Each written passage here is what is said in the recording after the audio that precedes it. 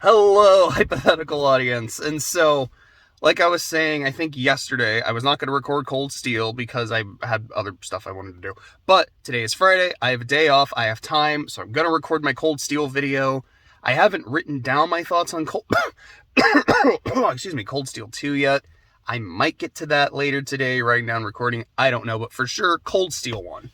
So, starting with my general observations, first and foremost, this was my first game that I first game, but it was the first Trails game / Gaseki game that I played. And I feel like that's kind of important to keep in mind. This was the game that introduced me to the world of Zamiria. This is the game that introduced me to Trails gameplay. And the basic combat is very similar throughout the games, and spoiler alert, I really like it and enjoy it. So I feel like I kind of give this game, I don't want to say undue praise, but when it comes to at least gameplay, I'm maybe a little kinder to it than I am other games because it was my first experience. I didn't have anything else to really compare it to. Looking back, though, like comparing it to the other games, the gameplay is very different. At least like in terms of like your setups compared to Sky and Crossbell, and then Kuro is its own completely different beast, but we'll talk about that.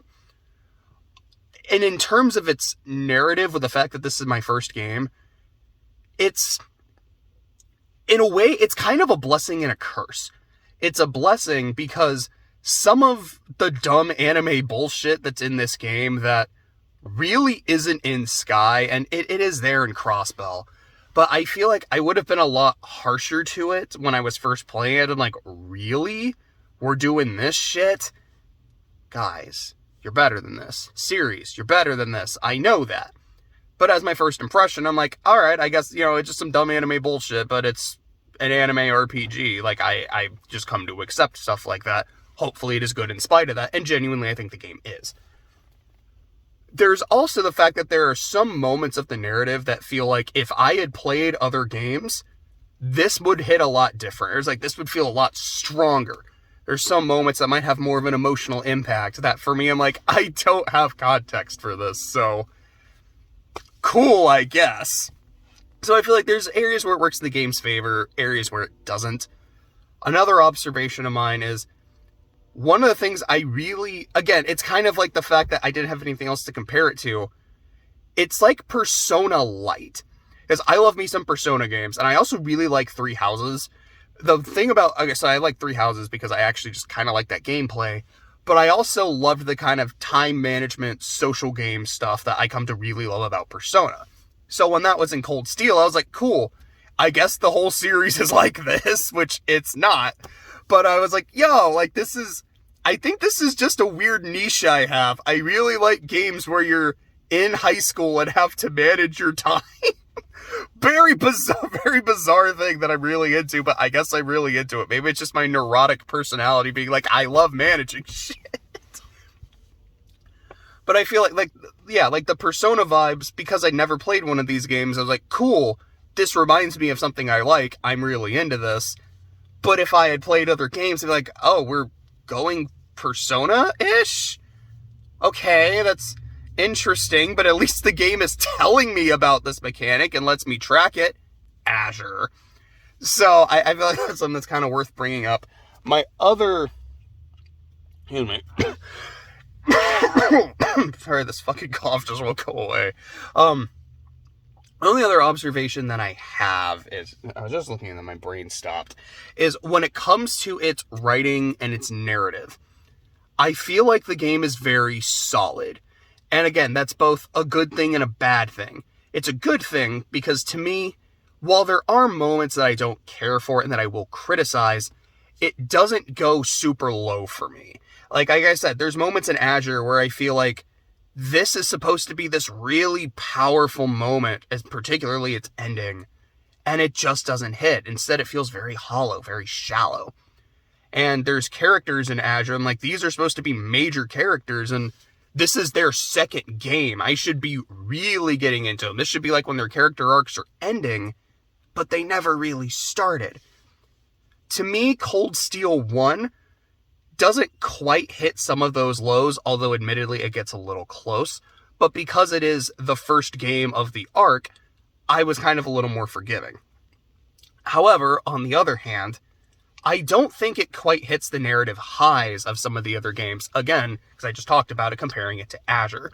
I think Azure, at its best, like I have said, and will continue saying, is one of the best games in the entire series. Cold Steel, at its best, to me, is, I really like this, am glad I played it, and want to see where it goes. Now, part of that is also, it's the first game, while Azure was a continuation of sorts. Not of sorts, it was a continuation. Excuse me, I meant to say it's a continuation of a story. But the fact that this is good, this is solid, but it's not amazing. And I don't think Cold Steel 1 ever truly becomes amazing. But as I have also said, my scoring system is less about I'm going to give you points, and more about taking points away for things I dislike. However, if it's counteracted by something that I think is quite good, I can be convinced to like, I'll kind of fudge my point taking away a bit. But so, those are my general observations. Let's get into the presentation. So, let me go ahead and turn the page of my notes, of which I have quite a bit. I don't think I have nearly as many notes on this game as I do for Azure, so hopefully this will be a way shorter video. So, the presentation, first off, this game just looks cheap. It is the first fully 3D game in the series.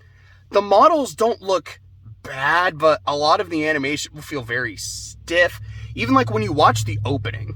So, there's just something about like how there's animation, technically. And I mean, like, the other games are kind of like that too. Like, Skies is very much like, here's the song, here's just like a couple pictures. But again, like, there's something so very timeless and classic about the way Sky feels. I'm like, alright, this is fine. Then you have Zeros, which I think only played one time during the game, so I wasn't constantly reminded of it. And while it does kind of have that cheap feel, seeing it only once wasn't a problem. Cold Steel's opening plays every time you boot up the game, and I really like the music. So, like, I never skipped it. I think it's a good opening. But I'm like, oh man, this just looks so cheaply done. I guess they either don't care about the series or they don't have a budget. And they very much care about the series, so it's kind of a Falcom budget thing.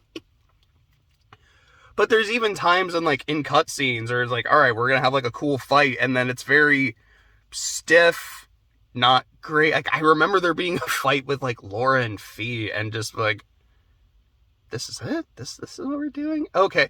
And then, you look at Sky SC, when there's a fight between Luve and Joshua at the end. I'm like, yo, this is just sprites, but this looks incredible. Like, they're fucking going at it. I'm so hyped. I'm so invested. And the animation, I mean, it's like, obviously, like, the writing of Sky is so fucking good. I was so invested. But it's also like, man, like, this fight is living up to it. And then in Cold Steel 1, like, it's okay. And it's not, like, awful, where I'm like, wow, like, my eyes hurt looking at this, but my eyes do go, this is a little cheap, and it does take me out of it more than I would like. Number two thing I want to bring up is the character designs, which, to me, a really important part of character design is one, like, your body type, and here the body types are very kind of samey. Like, I didn't notice like anyone like really looking different except Fee, because she was so much shorter than everyone else. But to me, a big thing of it is also your clothing. What are you wearing? What are you not wearing? Like, does this look like something you kind of haphazardly put together? Does that make sense for your character? Are you wearing a kind of uniform? Do you take care of your uniform? That kind of stuff I think can go a long way. And here, you don't really get that, because they're in high school, they're wearing school uniforms. And I like the Thor's uniform. I think it's a very nice looking uniform. But to me, it does kind of take away some of the uniqueness of, like, how does this character present themselves? But I think I can argue that you can argue if this is maybe presentation or not. But you do kind of get that with most of the characters' weapons, because I feel like a lot of their weapons, you do kind of get a sense of who they are based on what they use. For example, Fee uses gun swords. Sarah uses a sword and a gun. These are two people who have been on the battlefield. They have seen shit. They have had to fight to survive. So it makes sense that the weapons they use are things that can be very versatile. They can fight at range. They can fight at close range. They, excuse me, the weapons are very adaptable. uses. He has, I think it's like a rapier. No, I don't think it's quite a rapier, but he has like a very nice looking sword. And as someone who is a noble, really wants to epitomize what it means to be a noble, regal, a gentleman, he has a weapon very fitting of that. Laura has a very big fucking sword. And as someone whose character is just sword, training, and also, you know, being a knight, it makes sense that you'd have a weapon like that. Machias uses a shotgun. This is a man who has a very, like, brute force kind of personality. Not really unga bunga brute force, like he's not dumb, but, you know, he can be very angry about things. He has this massive chip on his shoulder. So the fact that, you know, he's like, I'm very smart and I want to work hard, and pulls out a freaking shotgun. I'm like, this is unexpected, but also kind of works and makes sense for me. So, all right, there we go. Elliot, he's using a staff. I don't know how that one super fits. Although the fact that I think I've seen him use it as kind of almost like a violin during like some of his moves. I'm like, okay, he's a music guy. That kind of works. Emma, she's a witch. She's using a staff. Totally makes sense. Who am I missing? Like Crow and his guns. Well, Crow can have a very flashy personality, and the way he uses his guns kind of works like that. So sure. Milliam, she has Lammy. Lammy's kind of like a giant toy. She's a kid that just likes to play games. Like, I kind of see it. Reen has a sword. He has like a katana. He has like I think it's a tachi. Reen is very boring, so he has the most generic kind of weapon for a JRPG protagonist. What do you have? I have a sword. Okay. I know, like, I like Reen. I don't really care for Reen in this game. We'll get into that, but the fact that he has the most kind of generic feeling weapon is like that. They nailed you with that pick. They really did. Elisa, bow and arrow. It's something that you use when you're fighting at range. Elisa is someone who does not really want to draw attention to herself. She does kind of want to be in the background. At least that was the vibe I got from her. Other people feel free to disagree. That definitely changes as the series goes on. But I feel like it's something that's very fitting for her at this time. Who have I not brought up besides Gaius? Let's see. I tried to write everyone down. Go. Yeah, I think the only person I didn't bring up is Gaius because I don't have anything to say about him. He's very stable, and the spear is stable. I don't know. I don't really have anything to say about Gaius. So but like I think the designs are fine. It's like I like the way everyone looks, but they don't look. I'm gonna say this. I don't know if I could really identify anyone by their silhouette. And to me, the fact that their clothing is all very homogenous because it's a uniform, although it's a nice uniform, doesn't really make anyone's design stand out. I really think it's their weapons that help do so, and I think that does a good job. And then the music. The music is good, but for whatever reason, I don't really remember much of it. Because, okay, so there's sometimes when I play an RPG and I'm like, oh, I can just start listing songs off the top of my head. Sky is a great example of that. Crossbell, not as strong as Sky, but like I can name quite a few songs from the Crossbell arc off the top of my head. Both like battle themes and just kind of nice background music. I can't do that with Cold Steel. But there's other times when I'm playing an RPG and I'm like, okay, I can't really name a song off the top of my head, but I remember liking the music. Like, I don't remember how, like, Kuro is a good example of that. I can't just start humming Kuro music off the top of my head. But there's quite a few moments of like, oh yeah, I really like the music in Longlai in the intermission.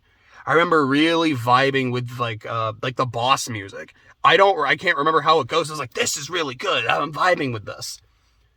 I don't really remember having that feeling with Cold Steel. Now, it has been about 2 years since I've played it, which of course factors in because, I mean, I might not remember something I played 2 years ago in terms of its music.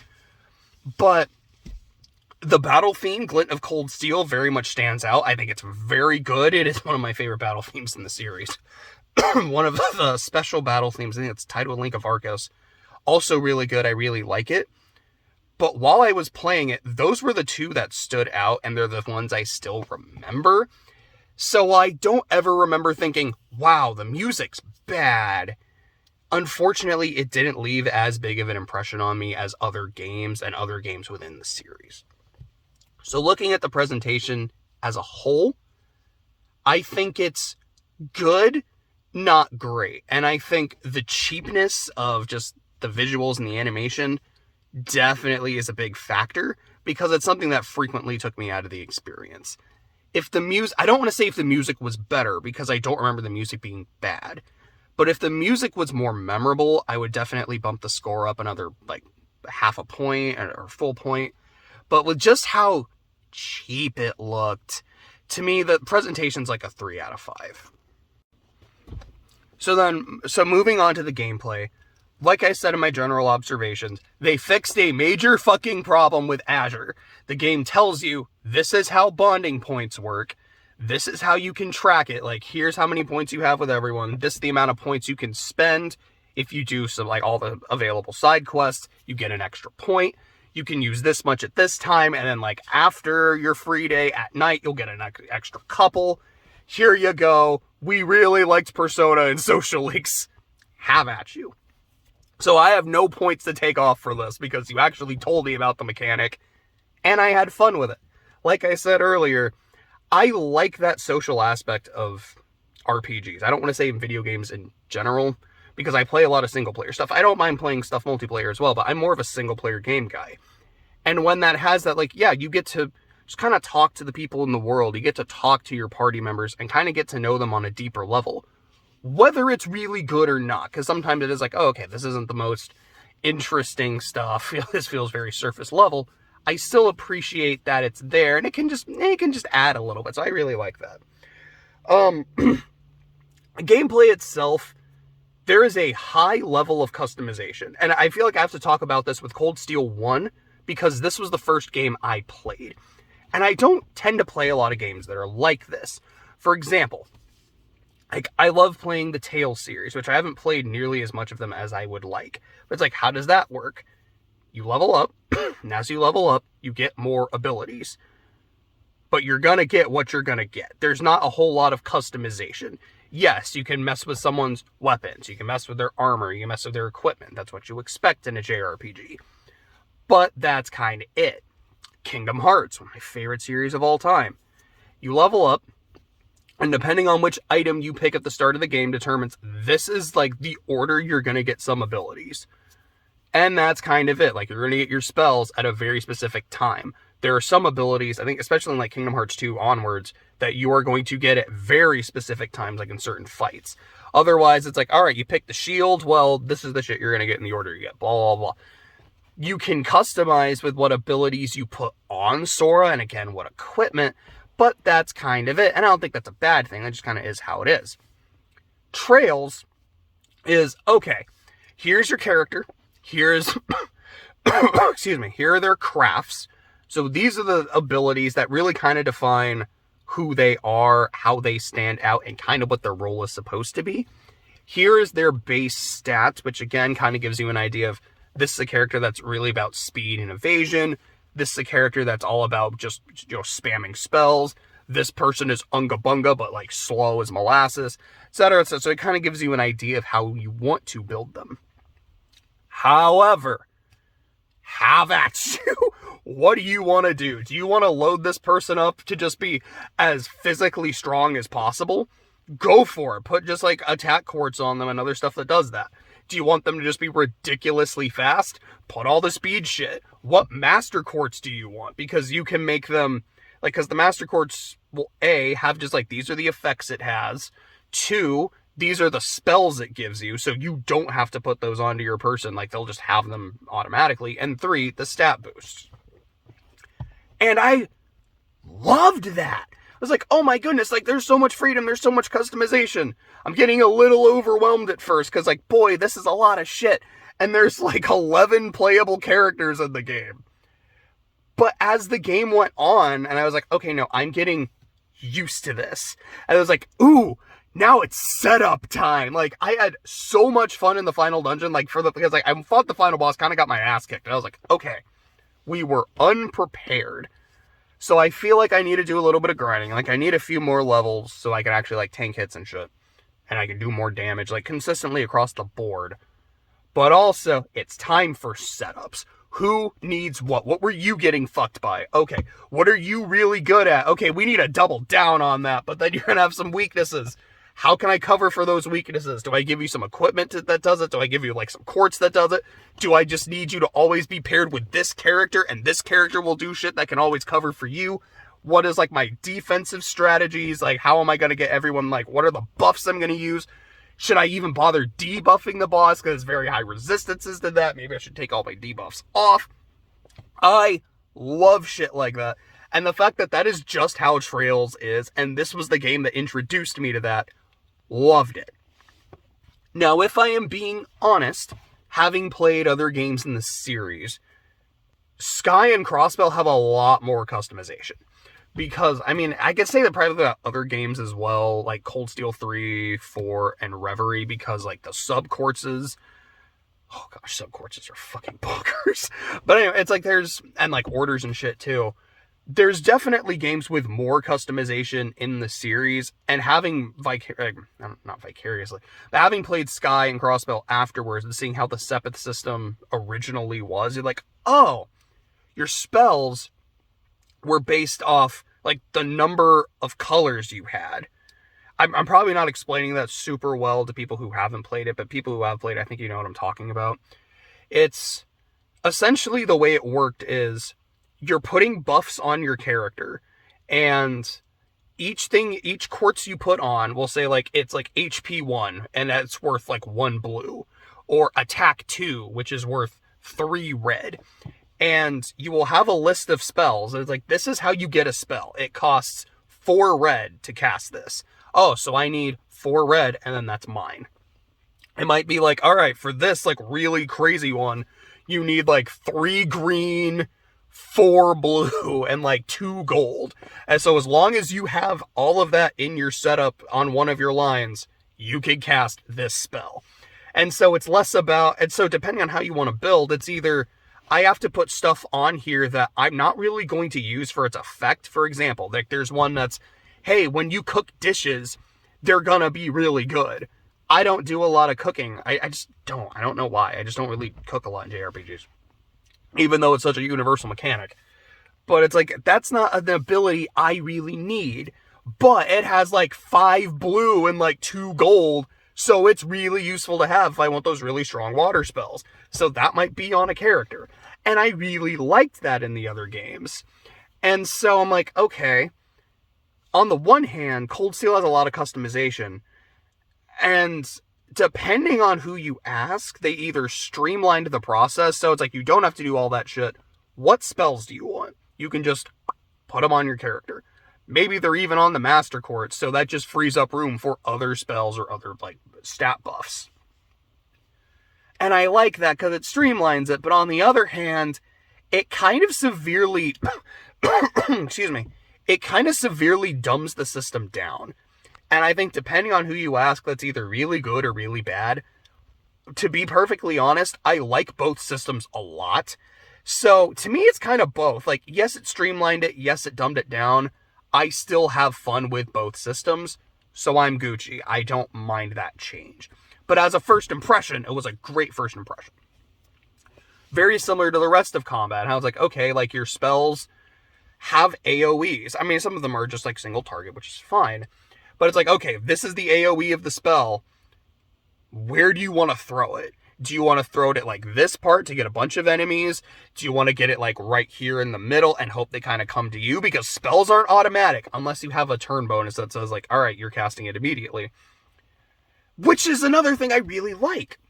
It's like, okay, you cast your spell, you have to wait for it to come up. But you'll see on like the side of the screen, here's the turn order. Like when you cast, this is when you're going to go. So you kind of know, okay, this one is coming out quick. So I can just throw it here, hit everything, or, quite a few enemies are going to go before me. So do I really want to cast this spell, or do I want to get something out quickly? Or it's like, no, this is a caster, we need to get damage. Do I want to throw it in a big area? Because I can hit a lot more enemies, but if they're all going to go before me, they can move out of that area of effect. So do I put it here, anticipating that they'll come to me? I love that. Like, I love how it adds that wrinkle of strategy, and your crafts all come out immediately, but they also have like their area of effects. And some of it might just be, yeah, this one's single target. This one's a buff, so it just hits you. It might be a buff that affects a few people. Or, okay, this is in a line. Where do you want to aim that line? Because if you aim it here, you get 2 people. But if you aim it here, you get 4 people because it like barely touches them, and it's trying to maneuver it to get as much in as possible. I love that shit. I think it's so fucking fun, and that is something that is consistent throughout the entire series. Like, oh, I adore this. It's a really simple thing, but I really, really enjoy it. What else did I really want to say? All the AoEs and stuff. I think just my final party, from what I remember, because I think it's for the most part you get like 6. I think it's like in each area you maybe get like 4 or 5, and then like at the end you get like 6 or maybe it went up to 7. I think it was Reen, because he has to be there, and like he's pretty solid. Reen, Fee for speed. I did not build her to be an evade tank. I think I like kind of tried, but didn't go all the way with it. That was my Trails in experience showing as I learned from Azure, and then every game I played after, which after that was Cold Steel 3, Cold Steel 4, Reverie, and Kuro. Evasion is the best fucking stat in the entire series. If you can get someone up to 100% evasion, you do it as quickly as possible. But Fee was my speed and kind of evasion. Elliot and Emma for just ooga booga damage. Usus because I love Noble Command. It is such a good buff. Millium, I don't really use a lot of damage tanks in Trails. I don't know if I mentioned that in the Azure video. I think it might just be that on higher difficulties, you take so much damage anyways. They don't feel like they're that good. But Millium had a lot of really good defensive spells that I was like, okay, you're here when I need you. And I think I was able to use someone else in the final dungeon. So I think I also had Elisa. I'm not sure. That sounds about right. I know I didn't really use Gaius. I didn't use Machias. I know I didn't use Laura because I didn't do that until Cold Steel 2. Sarah wasn't available. I didn't use Crow. So I think that's everyone. So that sounds about right. So I was having a lot of fun in combat. A lot of fun with the customization. A lot of fun with just like the AoEs of like spells and crafts. I don't really remember the bosses. And again, I played this 2 years ago. But like I remember certain fights. Like I remember, okay, like you fight the giant bone dragon. You fight Scarlet, you fight Vulcan, you fight C, etc., etc. But I don't remember a lot of the fights being like, man, this fight is incredible. Like this fight is so good. I just remember the fights being good, fun, and then there was the ice dragon in the old schoolhouse, which was awful. And then there was the fight in Legram against the Nosferatu, which if you don't have a lot of like anti-nightmare shit equipped, or just in general, which I didn't, that fight is ass. And I'm like, yeah, like I remember having a lot of fun, and I remember liking the bosses, but the ones that really stand out in my head aren't necessarily for good reasons. And then there's the final boss, which was also ass, because like it summoned a whole bunch of mooks that were just doing shit. I was like, okay, well there goes my action economy. It could also just take a party member for a bit, and then like, oh, I just don't have access to you, and that sucked. But I did like the final boss. I remember having like, it was like, this was a good challenge. It was fun, and having to really mess with my loadout. Like I remember when Clay was playing it, which by the way, shout out to him. He's the reason I play these games, because he was playing Cold Steel 1, and he's like, hey, I'm enjoying this. I would recommend it. You should really play it. And I was like, I got other shit to do. And then he nagged me enough, so I played it. And I finished it before him. So when it was his turn to fight the final boss, I was like, okay, set up. I was so excited to like just mess with his setup with him. It was like, okay, who are you using? These are your characters? All right, maybe we should go for this. No, I want to do this. Okay, fair enough. This thing. Okay, the boss does this stupid shit, so we got to get this on there. It was so fucking fun. So I have a lot of good memories about the gameplay. It's not the best in the series. I think it's the worst in terms of the Cold Steel games, because they just kind of get better they really do just get better in terms of gameplay. But I would say for gameplay, because it's so fun, it's an easy 4 out of 5. So moving on to the narrative, the narrative of Cold Steel 1. From what I remember about the story, I liked it quite a bit. I really liked the build-up. How at first, like, all right, you're a bunch of high school students in a military academy. So I guess, start with the premise. You're a bunch of high school students in a military academy. And people are there for different reasons. Some of them are actually more kind of in the business aspect, but they're like, yeah, but like it's still important to kind of have this information, know a lot of history. My family builds weapons. So military is something that's important to us. One dude is like, yeah, I wanted to go to fucking music school, but my dad is a general and he kind of made me sign up. So here I am. Other people are like, okay, we're actually here because like we're part of the nobility. It's important for us. Like it's going to this school is an important like distinguishing thing that is like everyone does. So we got to be here, etc., etc. But you're here, you're in this special class fucking 7. Let's go. And the whole point of class 7 is you're a hybrid class. Some of you guys are nobles. Some of you guys are commoners. And this is something we've never really done before. And your job specifically is we're going to go on field studies, which are like field trips, but with very specific missions in mind. You are here to go to this area, study the area, see what it's all about. You're going to do some quests from the local people there. You're basically going to be makeshift bracers, but you're going to be going on field trips. And if anything crazy happens, not that it would, but we're JRPG protagonists, crazy shit's going to happen. When it happens, you'll be there, you'll solve stuff, blah, blah, blah, blah. And so the story escalates from your students just doing your field studies into, okay, there's terrorists abound, and they're trying to, like, start a coup, and we are trying to stop them everywhere they go, into, okay, there is now a civil war on the verge of breaking out, because there are a lot, like, all this, like, the terror acts have really brought about how much a lot of these factions don't like each other. You have the nobles, who are all about, you know, their history, being distinguished, and then I believe it's the reformist factions, what they call them, like, this is the Chancellor, these are the Ironbloods, or, like, his droogs. I fucking love that word. Which I don't think I use it correctly, because I think droog's supposed to be, like, my friends, but I always use it more as my minions. But so it's like him and his droogs, who are more about reform, but he is the Blood and Iron Chancellor. I love Osborne, and I'm pretty, like, 99% sure he's based on, I believe it's Otto von Bismarck was his name, who was the Iron Chancellor and gave this famous Blood and Iron speech. It was like, okay, it's kind of like how there was a blood moon right before Ragnarok came out. Like, that's not a coincidence. Okay, that was maybe a coincidence. The stars aligned, the fucking moon aligned. But you get what I mean. Anyways, point. I love the escalation of the story, and I think it is quite good. And it's something that kept me invested the entire game. I was like, okay, I can see this building. I can see what's happening. They don't have a clue. There'll be a civil war, and here's the bottom line. Nah, I couldn't think of another line after that. But I enjoyed the build-up quite a bit. So when the civil war happens at the very end of the game, like, this is now going down. Like, this makes sense.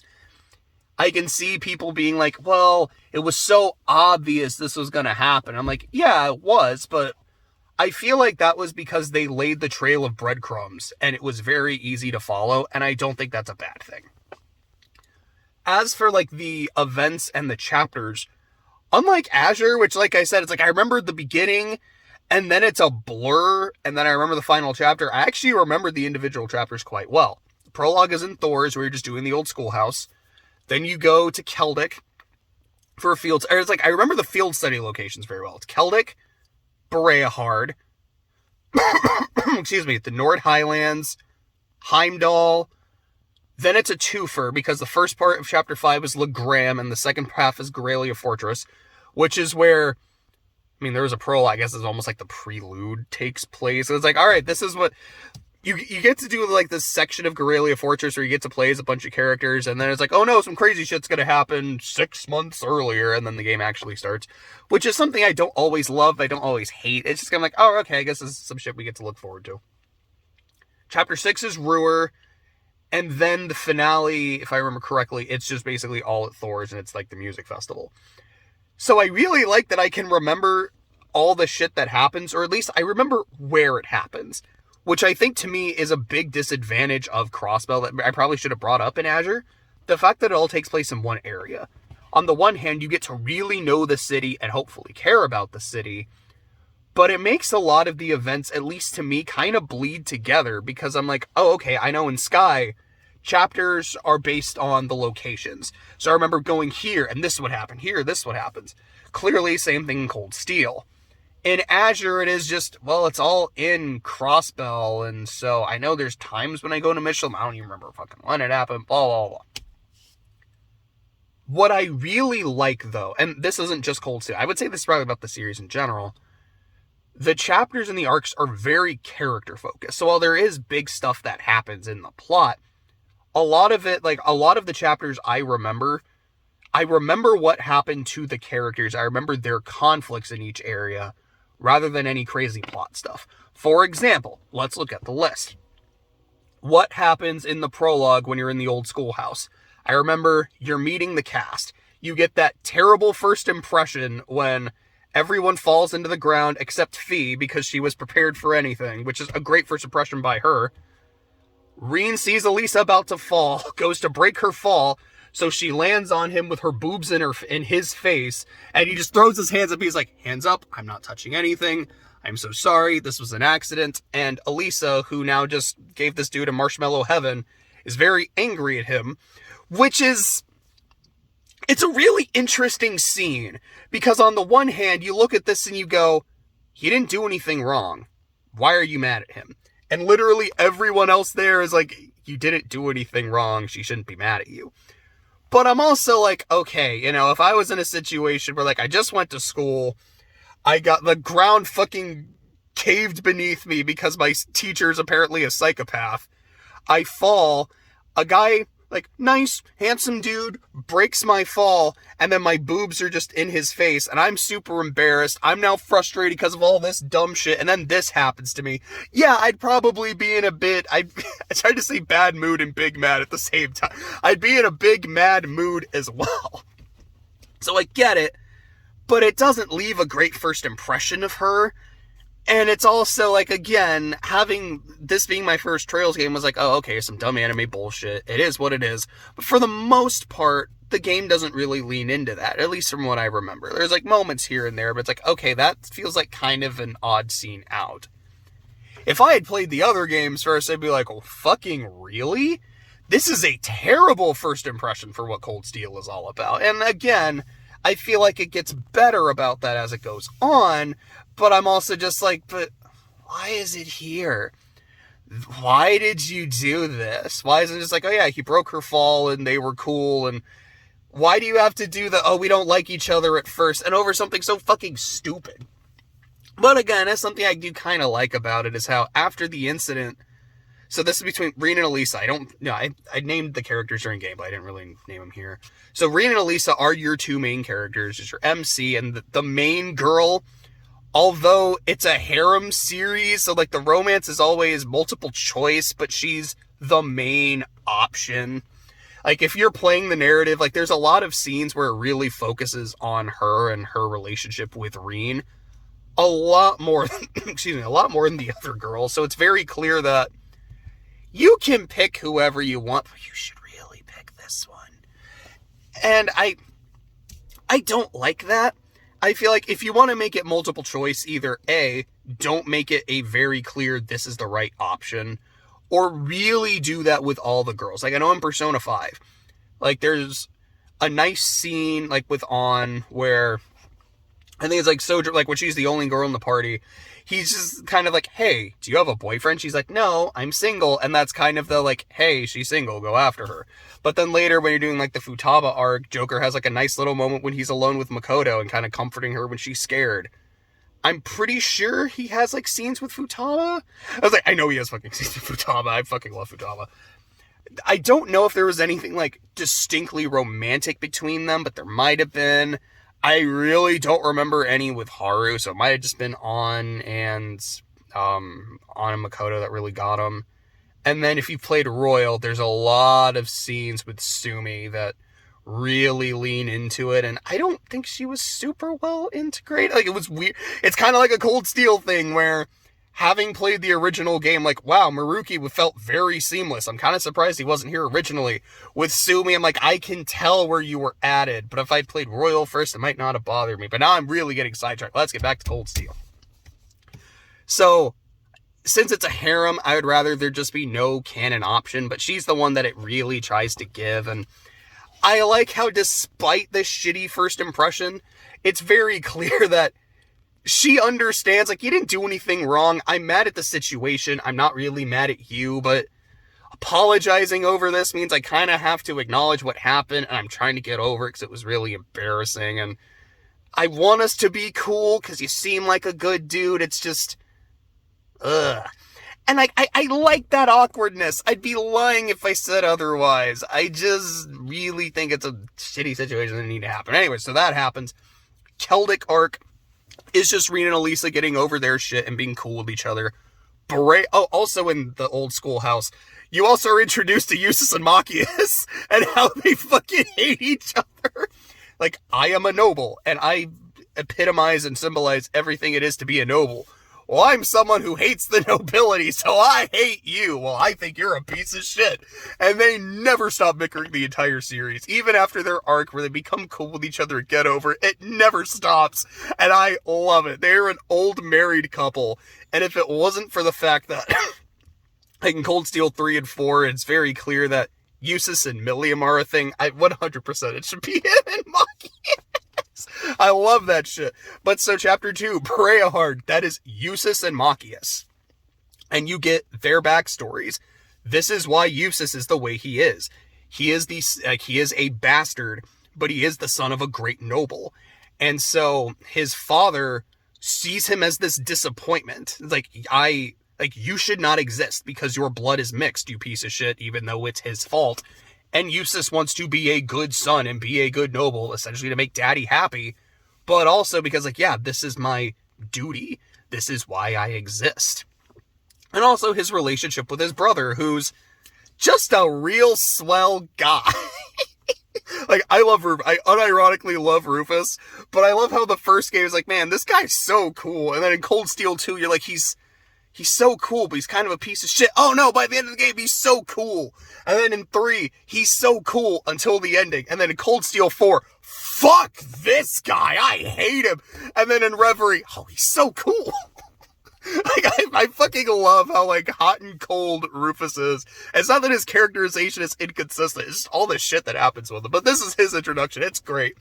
Machias' thing, if I remember correctly, it was his cousin that he was really close to, was going to marry a noble, but then she couldn't because the guy's like, okay, my family wants me to marry this other person for, like, political reasons, blah, blah, blah, blah, blah, but you can still be my mistress.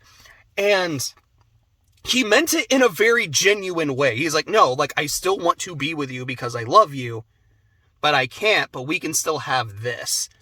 But it was so insulting and just, like, kind of fucked up, which I love about it. It's like, this guy was being genuine, but it's like, hey, I can't marry you, but, I mean, you can be my side bitch. That sounds good, right? Like, that's so fucked. And, like, if I remember correctly, it was either she died of a broken heart or she committed suicide. I think it was suicide. And ever since then, Machias is like, no, like, I hate the nobility. I hate what they stand for because of shit like this. How fucking callous can you be to say that to somebody? Like, it makes my blood boil. And that son of a bitch is everything about the nobility, and I hate him. Learns about his backstory. I still don't like you, but I can't hate you either. Damn it, this makes me more angry. I fucking love the back, man. But so, I really like that arc. The Nord arc is, hey, you get to go to Gaius' home. This is what they're like. Also, Gaius isn't really important, so let's focus on Elisa again, because, hey, her grandpa lives out here after he got ousted from the family company. And, yeah, you get to see him, learn more about, like, Elisa's family life, and she and Reen kind of have some moments. It's like, hey, remember when this seemed like it was going to be about Gaius? Get used to that feeling. I'm sorry, like, remember what I said about Lloyd and Azure? Lloyd's character, like, he doesn't really have an arc. His duty is, like, I am the stabilizing force. I kind of help everyone else with their own shit. That's what Gaius is. With Lloyd, to me, it doesn't super work because he's the main character. I want him to have an arc. I want him to have other stuff that he's struggling with. With Gaius, it doesn't work because they don't really do a lot with it. Like, every now and then he might kind of have a line or, like, say something that kind of works, but he's very forgettable. Like, it's funny because to me he's very memorable because of how forgettable he is. It is a constant meme between me and Clay where, like, I'll say something about the games, he's like, who the fuck is Gaius? So it weirdly worked out in his favor. It's like, yeah, neither of us really used him in combat, and he doesn't leave much of an impression, but you still remember he's there. But anyways, it's the Gaius arc that very quickly becomes the Elisa show. Chapter 4 is Heimdall, which is the capital. So it's like, okay, you get to see Machias's home. You get to see Elliot's home, meet his very overbearing sister, which is very sweet, very funny. It is also the Laura Fee arc. So Fee is a former Jaeger, and a Jaeger in this world, it's like you're a mercenary. She was a child soldier. Because, and it's not like, I mean, it's fucked up, but it's more just the people that found her and adopted her were Jaegers, so she was adopted into their society. And she's like, yeah, that's my family, but after the boss died, we all kind of went our separate ways. Teach found me, so I'm just kind of here now. And Laura, the person who is very noble, gallant, a knight, sees that and she's like, you're a Jaeger? You're a mercenary? Like, you do fucked up shit for money? Well, that completely challenges my worldview. Well, that's not okay. And so the two of them just can't really work together. But then you do the Heimdall arc and they get over their shit. They team up to fight Reen and Machias, setting up the series tradition of, hey, if this is a Cold Steel game, you fight Reen. If Reen is in the game, there is a boss fight against him. I love that that's a tradition. That happens, and what I really like is how after this, yeah, Laura and Fee are fucking homies. Like I think it's in Cold Steel 3, when they kind of are like, alright, in every arc you're going to get a handful of members of Class 7. These two are introduced together. In Reverie, where it's in every arc you're getting members of old Class 7 joining for a while, Fee and Laura are together. And anytime they show up together, they just kind of like, they dap each other up like, yo, what's good? How have you been? I mean, everyone kind of does that with each other. But you do get the sense of, yeah, after they got over their shit, they became really, really close. And I dig that. Then I think it's after that you get your two transfers. So Crow joins the class. He is a upperclassman who is on the verge of dropping out because he's gonna fail. He's like, yeah, you have to take this as like remedial shit. So here I am. And then Milliam, who you meet for the first time in the Nord Highlands. She's like, oh yeah, I'm a transfer from the government. Hi! And then so you do Legram, which is Laura's hometown. So you're like, oh, okay, I guess Laura's gonna get some shit. You're dealing with a lot of mystical stuff, like ghosts and magic. And you're like, oh, okay, it's building up the fact that Emma's a witch, so she's gonna get some stuff. We just met Millie, but I guess she is gonna get some stuff because she joins the party for that arc and not Crow. And no, actually, it's like Reen's arc. Like, Laura doesn't feel like she gets a whole lot there. Emma's building it up. It doesn't really focus on her. With Milliam, you just learn that she's afraid of ghosts. But no, this is Reen and his ogre power. I think I just need to talk about Reen. Reen, in Cold Steel 1, he's boring. He, to me, is the most generic, bland, male protagonist possible. I believe in friendship and being a good person. It's kind of it. Like, it doesn't feel like he really has likes or dislikes. It's just kind of like he does things because people are like, hey, can you do this for me? Yeah, sure. I'm a good person who likes to help people. Which is fine. That's not a bad thing, but it's just kind of all he has. And like, I remember there being like moments here and there where he can be like really snarky, but I don't think it's like nearly as funny as Lloyd, or it doesn't, maybe it's more common than I remember. Again, it's been like 2 years, but he didn't really leave this, like, great impression on me. Like, what an interesting character, or what an entertaining character. He was just kind of there. And for the lead that's not good, he's just kind of like the leader and emotional center of the class, and it doesn't feel super earned. It just feels like, well, you're the main character, so sure, dog. It's like, yeah, whenever you're around, people seem to fix their shit because you're the main character, and that's when their arc gets really focused on, so here you go. And he has this power they call the ogre power. I really, really like it in Cold Steel 3.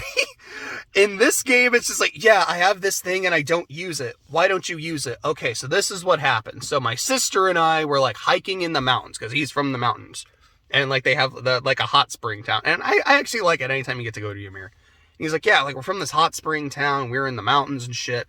We got attacked by a bear. Oh, shit, what happened? Okay, so, like, I'm fighting, like, I need to protect my sister. So I go ape shit and I kill the bear. Yeah, okay, what happened after that? That's it. That's the story. Wait, so you have this, like, the superpower that makes you super strong. Yeah. And you use it and you saved your sister with it. Yeah. Did you go crazy and attack your sister after? No. Did you, like, completely black out and you, like, have no idea what happened for, like, a few days after you used this? No. I just, like, I think he maybe blacked out a little bit. He's like, yeah, like, I kind of went crazy, killed the bear. And then my sister was, like, kind of scared of me because I went ape shit. And then I don't use it anymore because it's bad. Where's the downside? Wait, you went super strong. It sounds like you didn't completely lose yourself. You didn't, like, turn on your sister. Because if that happened, it's like, yeah, I then attacked my sister. And I realized I don't have control. I can't use this shit unless I am in absolute dire straits. And even then, it's not worth the risk. I get that. That's interesting. In Cold Steel 3, it turns into, so I used this, and then I woke up 3 days later. I blacked out, and my body was still going. Okay, totally get why you don't want to use this. In Cold Steel 1, it's just, I went crazy, beat the shit out of something to protect somebody, and now I don't use this. And it's this whole thing when, like, he's doing training with Laura's dad, who's fucking cool, by the way. Everyone likes Daddy Arcade. And he's like, yo, you use your full power, bring it out.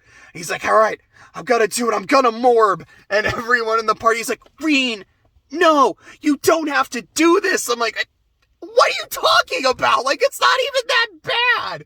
It's not like he's actually doing something fucked like it would be as it's written in Cold Steel 3 and 4. It's just, what? This doesn't make any fucking sense. And just the ogre power in Cold Steel 1, the way it's written does not work for me. I'm going to be very transparent about that. It is literally better in every single game after. And then it's just, oh, maybe not Reverie. Reverie's a little jank with it. I'm like, this ain't it. But you do that shit. You, like, go save some kids that ran off and went into the castle and fight a ghost. Then you go to Gorelia Fortress, and the terrorists attack. They are trying to blow up the Crossbell Trade Conference, because Crossbell and Cold Steel Azure takes place at the same time as Cold Steel and Cold Steel 2. So they're trying to do that. You stop them from doing that, and then... No, never mind. I'll talk about that in a second. Sorry, I'm gonna put a pin in there real quick. But you do that shit, save them. Next chapter is you go to Ruhr, which is the Elisa arc. Again, because this is dealing with her family and her relationship with her mom and shit. And it's also Angelica, who is a side character. So, like, there's, in addition to Class 7, there's other classes. There's, like, Class 1 and 2, which are, like, the nobles. And they're like, oh, you guys are assholes, blah, blah, blah. But they become cool as the series goes on. I think it's by the end of Cold Steel 1, like, they're Gucci. And then in Cold Steel 2 and onwards, they're just your homies. There's also this side class, which is, like, the upperclassmen, which is Crow, Angelica, George, and Toa. Crow becomes a main character. Angelica is a side character who's very aggressively lesbian. Like, she likes girls. She, in basically every scene she is in, is just constantly flirting with the other female cast members. trying to like look up their skirts whenever they're climbing ladders and shit. She's not super endearing. I know a lot of people don't like her. I don't hate her, but she's not my favorite. George in Cold Steel 1 and 2 is fine. They do interesting shit with him in 3 and 4, but I don't particularly care for it. It's kind of whatever. Toa. So we're going to take the pin out. Because the thing I thought about was like, oh yeah, Toa is in the trade conference. And I believe in like the re-releases of Azure, they added her in that section. I think they added Yuna as well, who's a main character in 3 and 4. Toa is one of my favorite characters in the series. Toa is precious. She is wonderful, and she just, I don't want to say she gets better in every game she's in, because she was already perfect, and then just stayed consistently perfect. Anytime she is on screen, it's one of the best moments of the series. I'm embellishing a bit, but I freaking love Toa. And then starting with, like, Cold Steel 3, I was like, okay, I officially just have a crush on this character. I'm not even gonna lie. It's like, this is, of all the choices you have, Reen, this is the best one. And I mean that also genuinely. Like, I think he has, like, the best chemistry with Toa compared to everyone else. Because their relationship starting from Cold Steel 1 feels like these are two people who are genuinely friends that have these nice moments here and there. And it feels like when they have these nice moments, to me, it doesn't feel like the game going, hey, she's a really good pick. There's something special here. It feels like, no, these are two people who get along really well, really like each other, really care about each other, who just vibe and hit it off. And if you pick her at the end of Cold Steel 4, which I think is the only time she can be picked as a romance option, it's just the sweetest, cutest thing possible. Like, I love this. I adore this. She is best girl. So Cold Steel introduces one of my absolute favorite characters in the series in Toa, which should give it extra points, but it's counteracted because it introduces the worst character in the entire series, Elise fucking Schwarzer. Oh my god, I hate Elise. Her romantic scene in Cold Steel 4 deadass made me sick. Like, you could ask Clay. I almost threw up watching this scene. Now, you might be wondering why. You also might realize, because I think I've referred to Reen by his full name at least once as Reen Schwarzer. They have the same last name because they're siblings. Now, Reen is adopted. We'll say that. They're not blood siblings. But they're siblings. They live their entire lives together. I think it was like Elise, most of her life, believed that Reen was her biological brother. And she has a thing for him. Her entire character is that she has a thing for Reen. It's not, yeah, my brother's really cool and I have a thing for him and I hate that I have a thing for him, but I've got a lot of other shit going on too. It's like, no, this is all she has. Now, if you played the games, you might argue, but JJNW.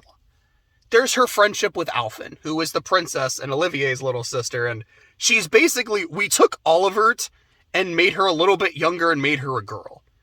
And Olivert is perfect, so Alphen, by all means, that is also perfect. I adore Alphen, she's great. It's like, oh, she's best friends with the princess. That's something she has, that's important to her. I can't think of a conversation between Alphen and Elise that doesn't eventually become about Reen. And Alphen going, Elise, you liked your brother. You're so weird. And Elise going, oh, Your Highness, stop. Or Alphen going, hey, I met your brother. I totally get it. I see what you see in him. Maybe I should date your brother. Maybe, Prince Reen Schwarzer. That doesn't sound too bad. Oh, Your Highness, stop. That's like all of their interactions. It will eventually come to that. And then in 3 and 4, like, hey, look, Elise is the student council president of like her, all-girls school. Surely that's something that's going to be really interesting. While a lot of the interactions are still with Alphen, which just turn into, Your Highness, stop bringing it up.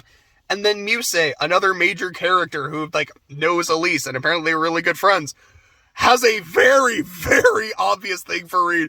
Muse is thirsty and Reen is a tall glass of water. So, of course, all of their things are like, he's my teacher and I can see him all the time and I totally get it, Elise. I'm like, you say stop. It's all she is. It's not endearing. It's not funny. It's just gross. And it never stops being gross. It gets grosser as the games go on. And so I'm like, yeah, get off the screen, please. I hate you. I'm sorry. I'm not sorry. You're gross. Give me more Toa. Give me more uses. Give me Gaius. Give him something. Like, take all of Elisa's screen time. Give it to Gaius. You might get a good character out of him. It just, ugh. Okay, so I'm sorry, I'm laughing really hard. So I had to take a quick break because the phone was running out of capacity for a second. Had to go ahead and transfer me talking about the story and the characters. And as I was doing so, just kind of thinking about all right, what have I just talked about? What is the other stuff I talked about? Because I have one of my notes just says Elise, but also Toa. It's all right, I talked about that. And remembering the fact that I talked about Elise, I actually threw up in my mouth a little bit. Because yes, I hate this character so much. I think she is so gross and icky. Just remembering that I was talking about her actually made me throw up a little bit. I thought that was worth sharing. Since we're still on the topic.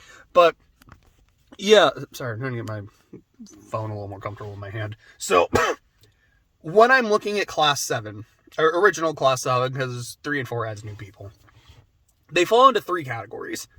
Here's the ones I really like. Here's the ones that are kind of meh. And then here's the ones that I don't want to say I hate. It's not even quite dislike, but it's not quite I'm whatever on you. It is just I don't really care for you that much. And this, of course, is subject to change as the games go on. This is solely in regards to Cold Steel 1. The ones I like in this game: Fee, Sarah, Machias, Eustace, and Elliot. The ones that I'm kind of more just you're okay. Crow, although the ending goes a long way to making me like Crow more, and by Cold Steel 2, I think he's great. But in this game, I was all right, he's just he's okay. Milliam, they don't really do a whole lot with, and she toes the line between being very endearing and very annoying, and I feel like she frequently crosses it, so I'm I think it kind of balances out to being okay. Laura is fine. Gaius is sometimes there. Emma has potential to be very interesting, and again, Cold Steel 2 and 3, I think she very much is. But in this game, they don't really do a lot with her, so she is kind of in the meh territory. But because I could see that they were building her up, she's almost in between being someone I like and someone kind of meh on, which leaves the ones that I dislike are the 2 leads, Reen and Elisa. Reen, like I said, I think is very boring. I don't think he brings a lot to the table that's very interesting, and his one thing, his ogre power, I think is horribly written. Elisa, they do a lot with her, and they really try. I feel like she overcomes her bad first impression, but then she has this bad habit of, oh, Reen, you're talking to other girls, or thinking about other girls. I can't believe you. She has moments like that, and Ellie has it too, and I completely forgot to bring that up, which is another thing I don't like about Ellie, is her, I believe I referred to it as tsundere bullshit. She does it, and Elisa do it. And Elisa do it, and Elisa does it. She and Elisa do it. Sorry. But that is not something that will endear me to a character, unless it's really funny, and it's just not with either of them. I find it very annoying.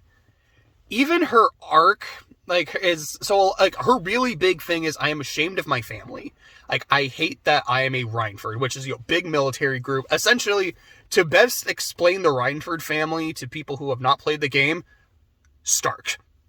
She is a Stark. And she does not like the fact that the Stark family is, we sell military weapons, and we're kind of cold-hearted about it.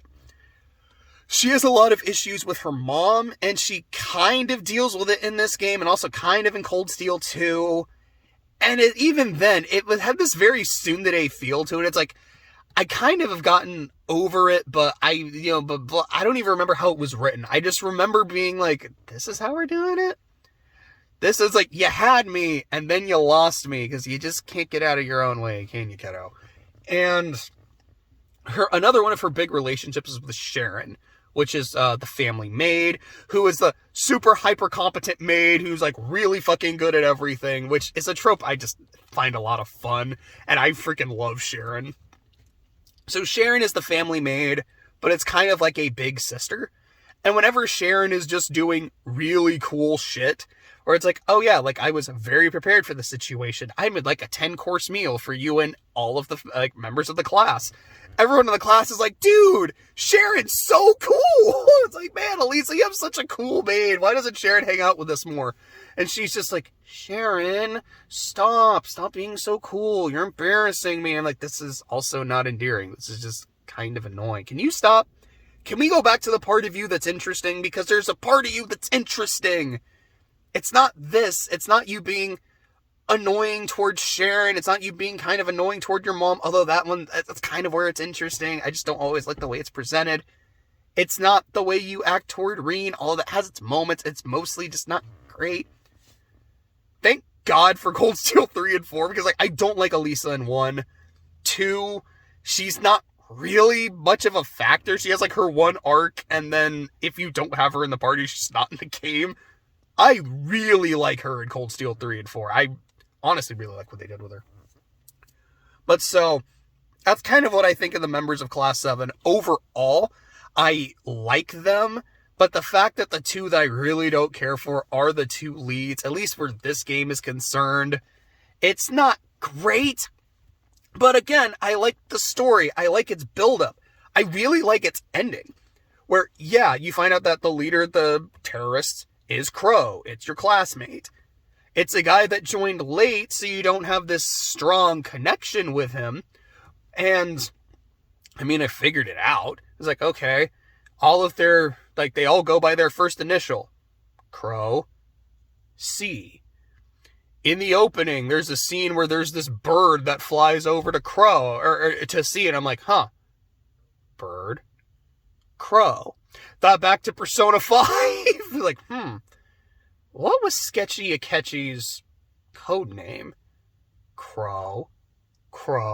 C. It's fucking this guy. And what do you know? It's fucking that guy. It was like, okay, I saw this coming, but okay, it's still a pretty neat twist. Oh, he just murdered the Chancellor, which if you played Azure just kind of, for whatever weird reason, which is also something they didn't talk about with the narrative. It's like, what the fuck? They're like, yeah, you guys did it, you won, but then, Crossbell got taken over, and it's all like narration. And it's like, yeah, but then Crossbell got taken over, and it took a fucking long time for them to get, what was it? Like, to get their independence, like the taking back the city. They talk about how the Chancellor died, but I think they also bring up how he's not quite dead and comes back. I'm like, man, they really just spoiled the next 2 games, but you're supposed to play them in order, so I guess it's not technically a spoiler, but wow, that just felt really kind of jankily handled. Okay. But back to this. The Chancellor fucking dies. They're like, oh shit, our friend and party member just assassinated him. That's actually fucking wild. That happens, you find out that Vita, who is this very popular opera singer that you meet, she's also someone who lives in the same town as as Thor's, and runs the radio show that everyone really likes. Turns out she's an Anguis of Ouroboros, which, if you've played the other games at this point, you're like, oh my god, what? She's an Anguis? Like, she's a main antagonist? Yo! This was my first game, so I was like, cool, I don't know what that means. I have no context for this. This sounds impressive? Is this cool? Likewise, maybe like 10 minutes after that, Sharon reveals, like, I am Enforcer number 9 of Ouroboros. If you play the other games, she's an enforcer? Okay, that tracks. That explains why she is so badass, why she is super hyper competent. Elisa has an enforcer under her family's employ? Is she more loyal to the Rhineford? Is she more loyal to Ouroboros? I don't know about that, Chief. I'm really fucking interested in this. This was my first game, so I'm like, I have no context for this. That sounds cool. That sounds impressive. I hope that's a good thing. So again, it's narrative, like the fact that it's my first game, there's areas where it helps it, there's areas where it doesn't help it so much. But overall, I still liked the cast for the most part. I liked the overall story. It's like, this is good. Is it phenomenal? No. Again, to me, it does not hit the heights that Azure does. But I don't think it hits the lows either. And to me, it really comes down to the bonding points is huge. The fact that it doesn't fuck me over the way that Azure did. Azure lost an entire point for that. Now, it lost another, like, 1.5 just for the fact that I didn't resonate with, like, the ending as much as I really wanted to. Maybe, like, one or two other things. Like, Ellie and Lloyd. It loses points for that shit, too. This definitely loses points for Reen and Elisa. I want to take a point off for Elise, but it gets that point back for Toa. I have to be completely honest about that. It doesn't... The bad stuff doesn't bother me nearly as much. I feel like it's more of a, this is a good start, and I'm excited to see where it goes, rather than, this is the ending? Okay. So, as weird as it feels to say, I have to give Cold Steel more credit for its narrative than Azure. It gets a 3 out of 5. So my, concluding thoughts, overall, that is a 10 out of 15. So that is still below Azure, which to me feels fair. But I have very different vibes of the two games. I like I just said, Azure felt more like, this is really good, but I thought it was going to be great. And the blueprints for greatness are here. And there's so many moments where it hits that greatness. I just wish it was more consistent with it. Whereas this is a very good start. I enjoyed this. I had a good time. Is it anything like special? No, not yet. But I feel like it can get there. I'm gonna play the next one. Now, I have other shit I want to do. I have my own backlogs and other projects. So I'm not gonna play it yet. This is not a drop everything and play kind of series. It's like, boy, that's funny looking back on it. But I was like, yeah, but when I have the chance, when I have the time, I'm definitely going to play Cold Steel 2 and kind of see where it takes me. And boy, it took me on a fucking odyssey. I could definitely say that. But so overall, those are my thoughts on the first Cold Steel. 10 out of 15. Overall, not as good, not as good as Azure, but definitely a step in the right direction.